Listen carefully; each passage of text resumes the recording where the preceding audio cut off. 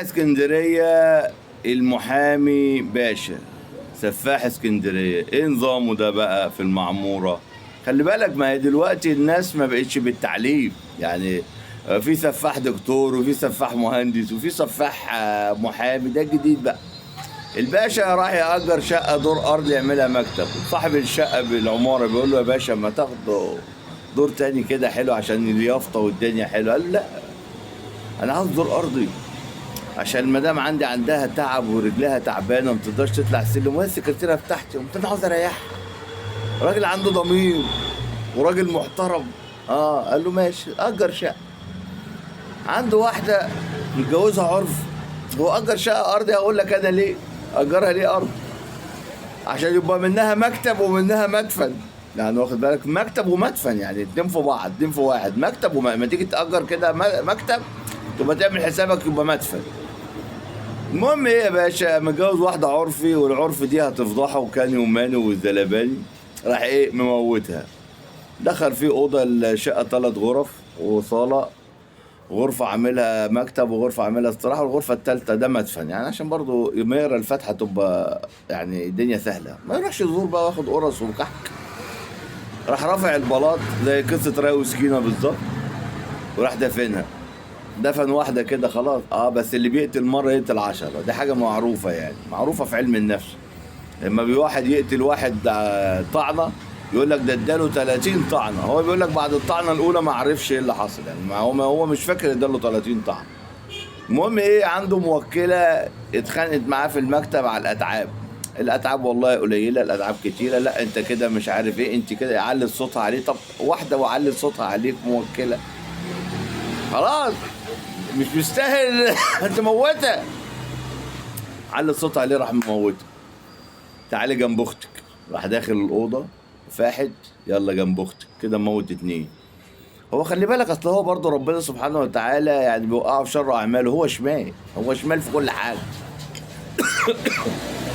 شمال في كل حاجه. جايب 2 شمال ومعاه صاحبه، وفي المكتب بقى بيعملوا ليله حمراء. المهم ايه، واحدة من الشمال دول عندها حب استطلاع، راحت فتحت الأوضة عايزة تشوف فيها ايه، تشوف أي مصلحة تاخدها ولا حاجة. ما انتوا عارفين الشمال كلهم ايه، ما هي شمال مش شيخة يعني. شافت الأرض مفحوطة وإيد بني آدم طالعة. كان لسه الباشا ما سواش. أنا مش غايظني من الموضوع ده كله، غير أصحاب العمارة ما كانوش شامين ريحة. الجثث دي ما كانتش بتطلع ريحة، ما شموهاش، ولا كلهم مش بيشموا يعني. حاجة غريبة. ده لا مؤاخذة قطة بتموت ولا فار بيموت في الأسانسير ولا في منور بيقلب العمارة. مش حال جثة بني آدم وعبال ما تتحلل بتاخد وقت قد إيه؟ مش فاهم بصراحة. المهم إيه ده ليه ده في جثة هنا. صاحبه ما يعرفش بقى الشمال، هو جاي على سهرة حمرا مش جاي على قتل. إيه ده أنت قاتل؟ إيه ده الناس اتلمت. قال لهم بس اللي احكي لكم كل حاجه، محدش بيديله عليا مش عارف ايه. اتصلوا بالشرطه، جت الشرطه، لقيت الباشا فحته، لقوا جثتين. المحامي المتعلم. ابقى احكي لكم قصه الدكتور المشهور، دكتور مشهور، بحكيها لكم قصه تاني. والله حاجه تحزن. والله احنا بقيناش في زمن، بقينا في غابه. والله بقينا في غابه. المهم الباشا ده قبضوا عليه، والتحريات اثبتت اللي هو قاتل الاتنين دول مش عارف ايه. في واحد قال لهم لا استنوا، ده كان واخد شقة في الحتة الفلانية دور أرضي برضه، دور أرضي. ما نبص فيها يمكن نلاقي. اللي يعمل مرة يعمل 3. راحوا المعمورة يفحتوا، بصوا في الشقة كده لقوا في بلاط مخلع. يخرب بيت أبوك، يخرب بيت أمك، أنت مش مخلص ولا إيه؟ فحتوا تحت البلاط لقوا جثة 3.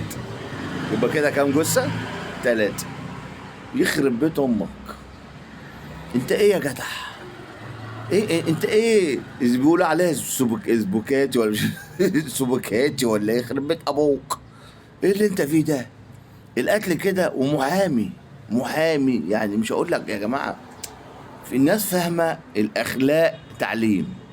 لا والله الأخلاق ما تعليم.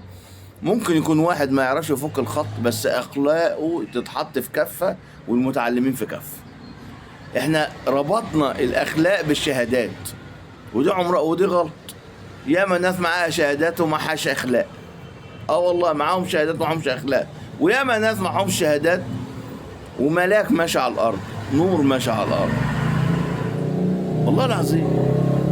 هي الاخلاق ما بقتش بالشهاده، ولا دكتور ولا مهندس ولا حزنون. احنا بقينا في زمن ما يعلم بيه الا ربنا.